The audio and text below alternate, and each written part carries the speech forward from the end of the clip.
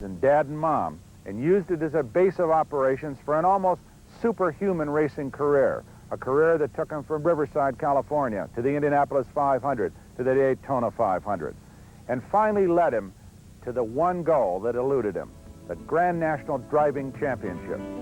Join me today as we meet one of the great drivers, Bobby Allison.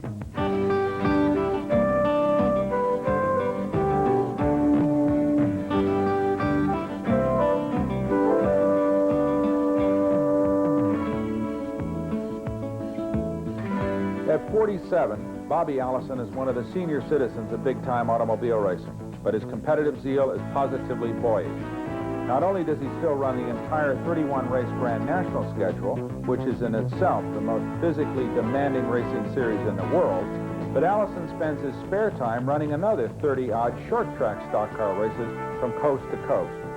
Although he is a native of Miami, Florida, he is thought of as the head of the legendary Alabama Gang, a select group of hard stock car drivers, including his brother Donnie and Neil Bonnet. Allison is a two-time winner of the most prestigious stock car race of them all, the Daytona 500, and has been named NASCAR's most popular driver 4 times. He ranks 3rd on the all-time victory list. Known to be one of the most talented natural race drivers in the business, Allison lives in Hueytown, Alabama, with his wife Judy and 3 children. His oldest son, Davey, is seeking to follow his father into Grand National competition. Well, Donnie and I left Miami one day with my pickup truck and a little modified race car and headed for Alabama, where we had heard there was good racing. And we came into the southeast corner of Alabama, down around Dothan, and stopped at a gas station and asked the guy where the racetrack was. And he said, well, there's not one here, but there's a real nice one about 100 miles up the road at Montgomery. So we drove on to Montgomery and saw a real nice car sitting in a gas station. We stopped there, and that's where we met Bo Freeman, who's still a good friend of mine and Donnie's both. And Bo was the mechanic on Sonny Black's car.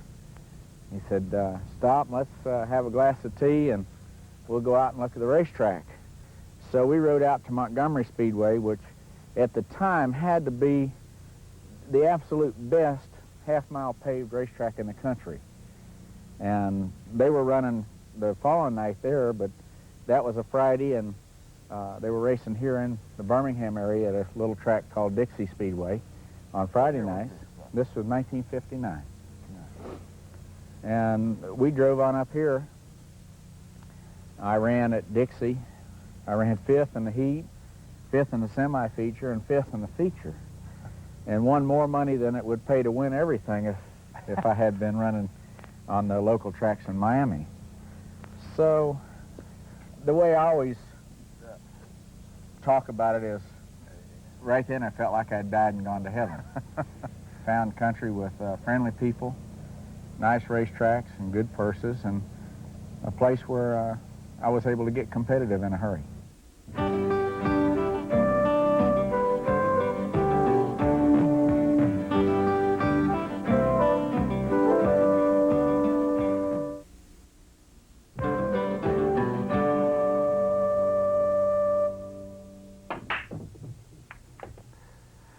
You get a chance to play this game much? Oh, a little bit.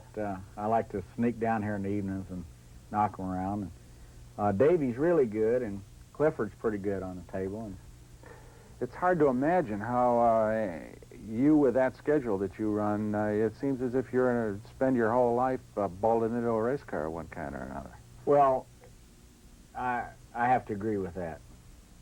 I've been in and out and gone an awful lot. What I try to do to supplement that is the days when I am home, spend some time with the family and try to do some things. Years ago, when the kids were smaller, it was easy to, like, go to the river for a day or go to one of the amusement areas or something. That we've got several nice ones here in Alabama, and some of them have freshwater beaches and so forth. We did a lot of that.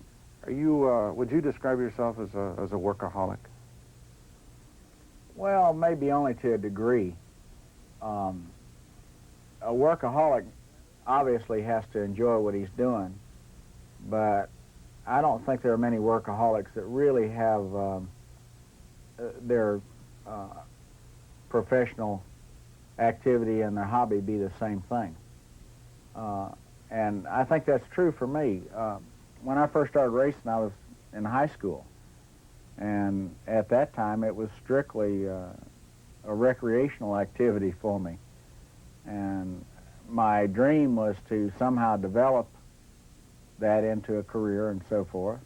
But that didn't come around right away, and there was a difficult time forming a plan. But what made that easy was the fact that I got so much enjoyment out of the racing activity, even back in the beginning. Was there a time that you really felt you were good? I mean, was it early in the going that you could recognize that you believed that you were better than a lot of the other guys? Well, how I felt about it, and even now think back about it a little bit, I felt I was a better mechanic than I was a driver to start with. And I had some people help me along the way and advise me along the way that knew some things about the mechanics and knew some racing tricks, so to speak. And what happened, like when I first came to Alabama, I was still pretty much of a novice, but I had a very good race car. And so the race car allowed me to perform. And because the race car was fast and it handled good and it drove good, it allowed me to get a lot of good experience early on. And from there, I discovered that I could hold the pedal down pretty hard no matter what circumstances I was involved in. I felt like I began to get the experience behind the wheel to become a good race car driver. Bobby, I noticed a lot of things around here, though. The plaques on the wall, a lot of them had to do with the Boy Scouts and other civic endeavors around Hueytown. Are those largely honorary, or have you really spent a lot of time with those organizations? Well, I'd like to say I spend some time with them. I don't think that I've spent enough in view of what I think they're entitled to. But I have gotten personally involved, especially in the Boy Scouts. Alabama, though, is really very much your home. You never have any second thoughts about going back to Florida or any of that. You're really totally integrated into this Absolutely. State and this society, haven't you? Yeah, well, it was strange. You know, I was born and raised in Miami, and I liked the country down there. I was addicted to the Everglades when I was a kid. I fished and hunted and roamed through the glades, just amusing myself, so to speak, and I thought that was really the greatest place in the world.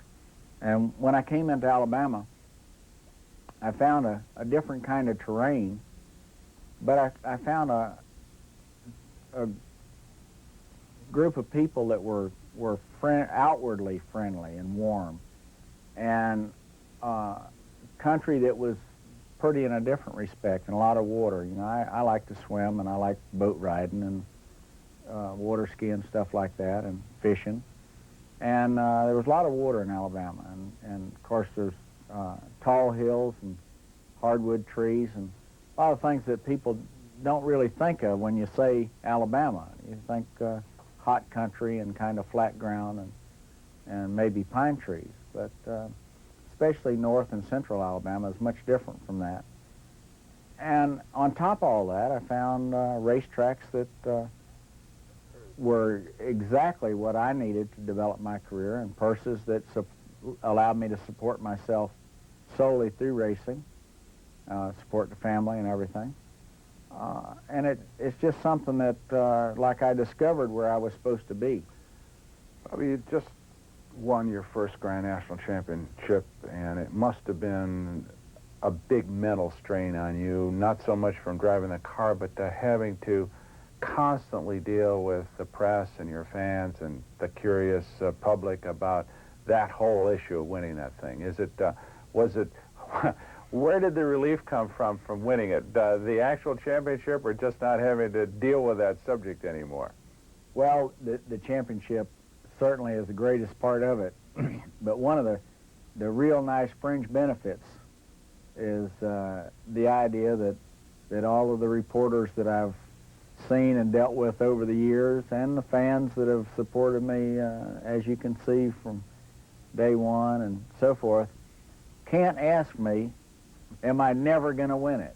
Because now I have.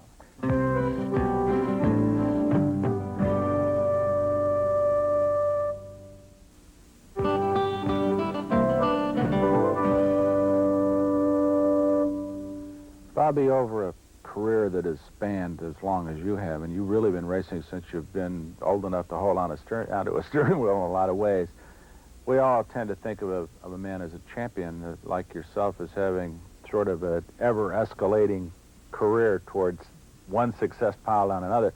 But you've had some hard times in your career. Is there any particular times that you can recall as to being a low point or a series of low points? Well, there have been a few.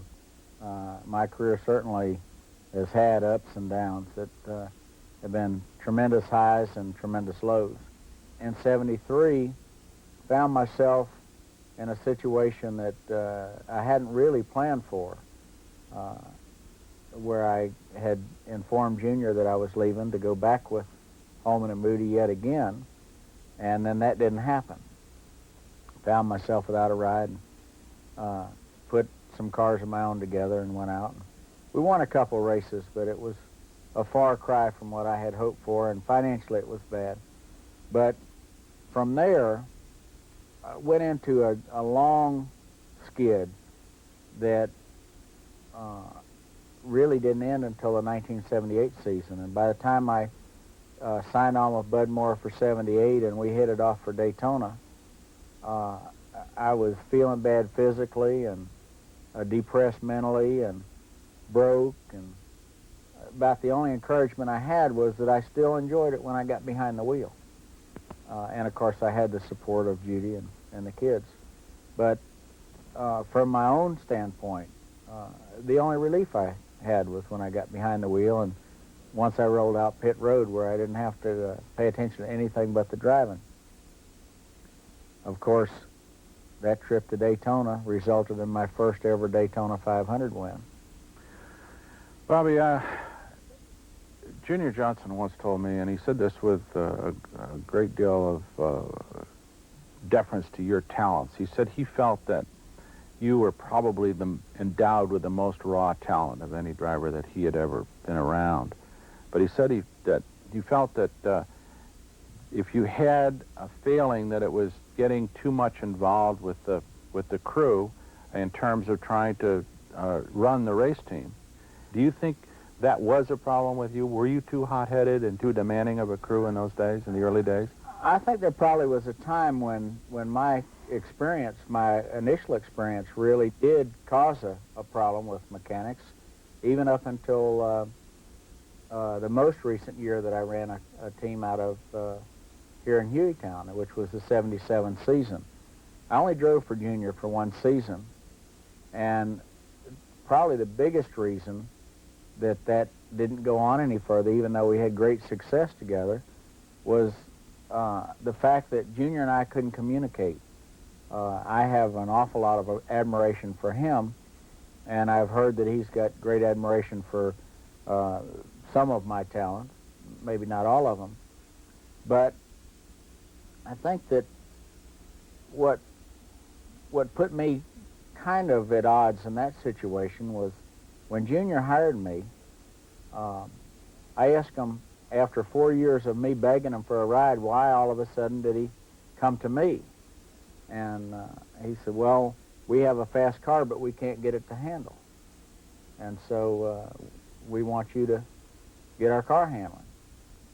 And I was told that Herb would work with me and do the things that I wanted done, and Herb Nab, that is, and that we'd go on from there. Well, Herb and I worked great together, and I really liked the guy. We had a lot of success and so forth. But I had a difficult time getting the whole crew to change some things on the car that I felt could be improved, but that Junior had really liked back in his driving days.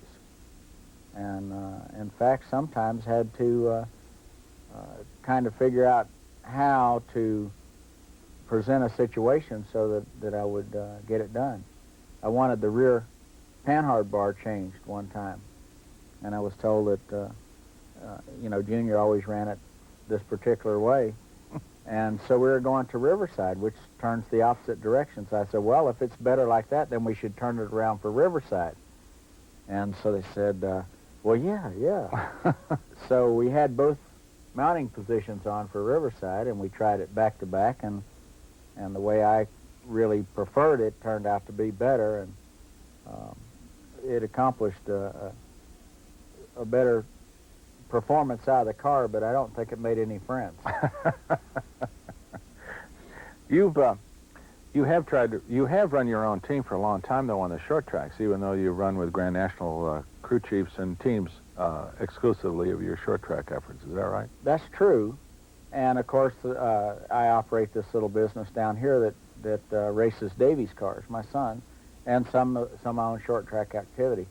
I think that probably what I should say at this point is that in my early years, I had no financial backing whatsoever, and there wasn't enough prize money to pay any hired help. I had good volunteer help, some very good friends that still are close to me even yet today. But the burden kind of fell on my own shoulders. And many times in those days, I would tow from here to Richmond, Virginia alone. Just me in the truck with the race car. And in order to be able to pay the bills with what money I could take in, I couldn't pay any out to any hired help or anything like that. And I think that developed an attitude of just grabbing the wrenches or whatever and doing what I thought was the next best step to take.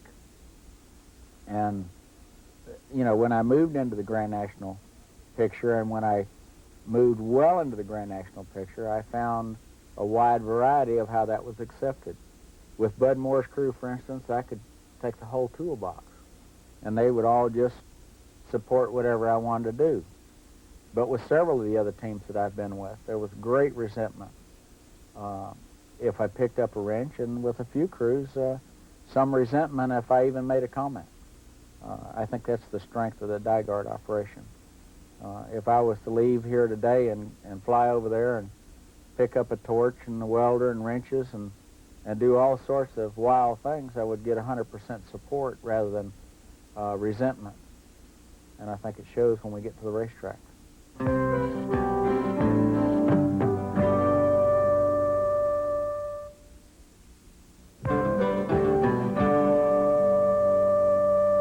Bobby, so much of racing, we all know, is raw emotion. I mean, the drive to succeed. You've been in it.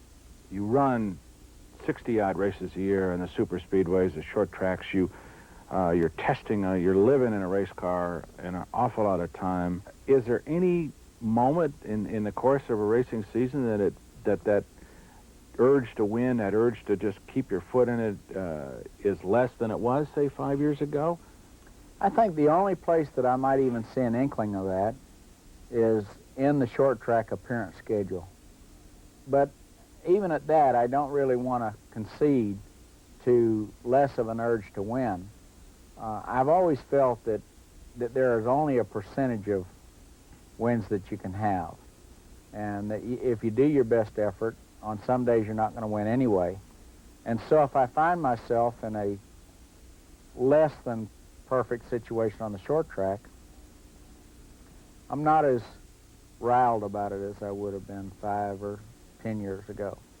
Can you see at any particular point when you would consider retirement, or is there any specific goal that you set for yourself, or any moment that when you know that it's time to pack it in and do something else?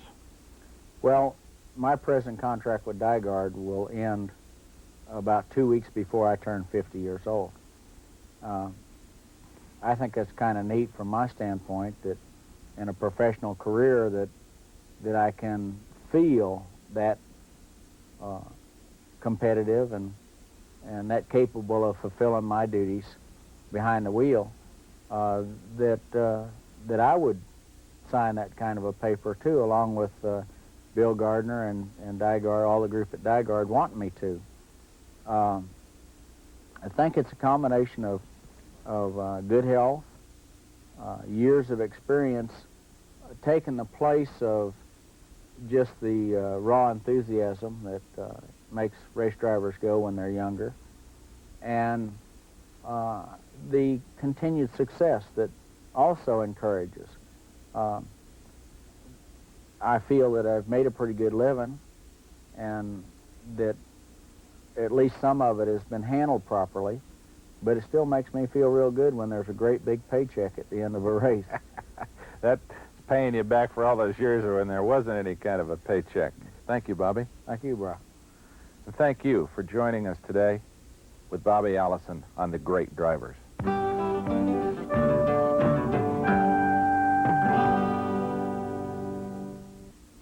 Promotional consideration provided by Olin Winchester Firearms, makers of the world-famous Model 101 Windchoke, one of the many fine classic doubles from the Olin Winchester collection.